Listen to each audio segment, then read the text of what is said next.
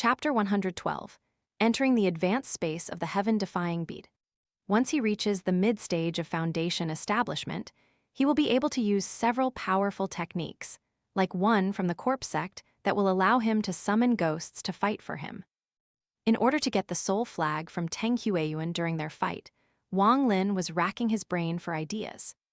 After making a decision, he took out a gourd with spirit liquid, touched the bead, then entered the heaven-defying bead space. Wang Lin hadn't cultivated inside the bead in a long time. Looking at the boundless space, there was a mass of gray gas above him. He felt a powerful pressure coming from the gas. The area was surrounded by thin and long lights that were very dim. When Wang Lin first entered the bead, these bodies of light didn't move, but after the water element was complete, the bodies of light began to move randomly. Wang Lin stood inside the space and tried to touch a body of light, but his hand went directly through it. It seemed that Wang Lin and these bodies of light were on different planes, so no matter how hard he tried to touch them, he never could. Although he couldn't touch them, he could easily control them with his mind. With just a thought, the light would start to move, form a pattern, scatter, or condense. As long as Wang Lin thought it, the light would react. Wang Lin had asked Sidhu Nan about the lights, but even Sidhu Nan wasn't sure what was going on.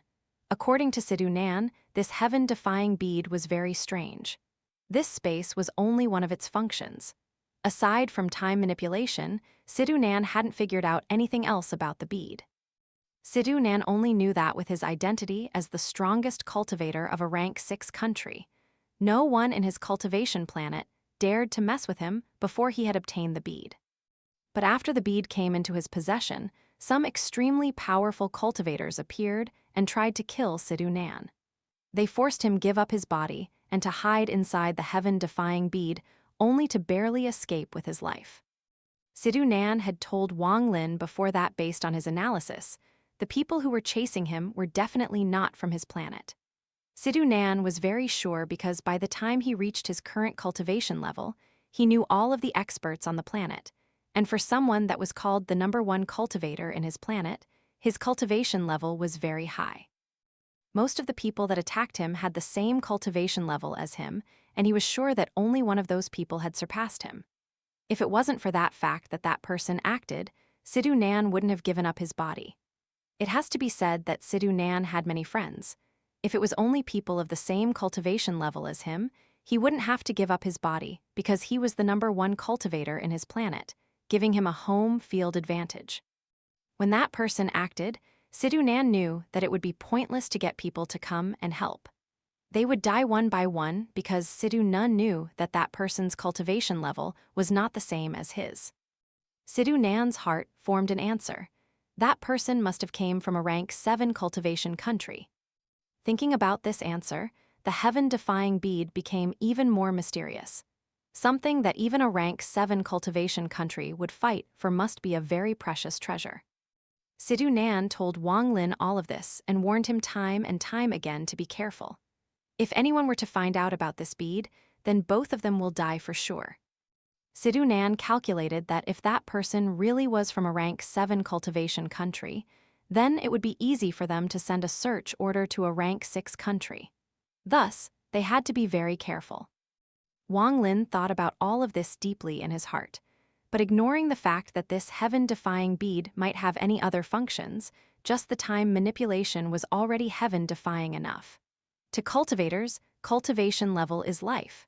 Every time one reaches a new level of cultivation, their lifespan increases. In addition to that, let's not forget about the feeling of being above everyone once you're at the top. It has to be said that in the cultivation world, cultivating is very important. What are mortals and chi condensation cultivators to a foundation establishment cultivator?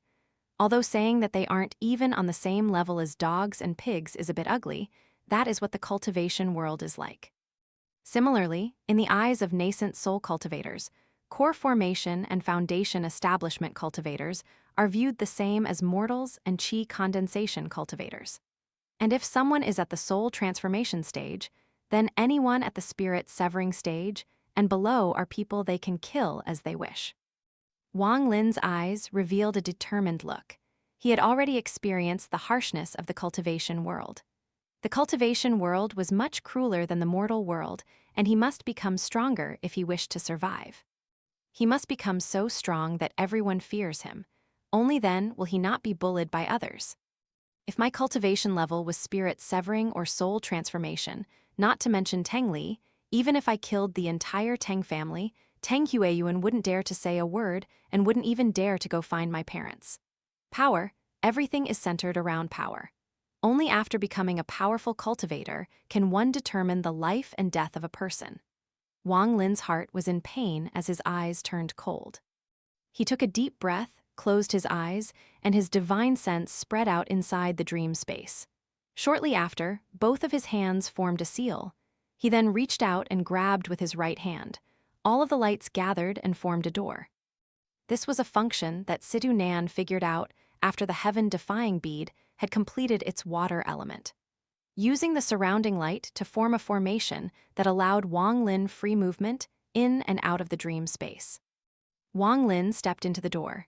This place was still inside the heaven-defying bead space, but the surroundings looked different. Before Wang Lin, there was a giant over 30 feet tall that was floating in the air while sitting cross-legged. There were countless objects emitting light surrounding the giant. Upon closer examination, the giant's figure was very plain, but there seemed to be yin energy gathering around him. His body was not solid, especially his chest, which had a giant hole and seemed to be ready to disappear at any time. There were waves of spiritual energy fluctuations around his body. At this point, the giant's eyes were closed, its body glowed, and it completely ignored Wang Lin. Wang Lin stared at the giant. This wasn't his first time seeing Sidhu Nan's nascent soul. Every time he saw it, he was shocked. He thought that if his nascent soul was so large, how large must Sidhu Nan's body be?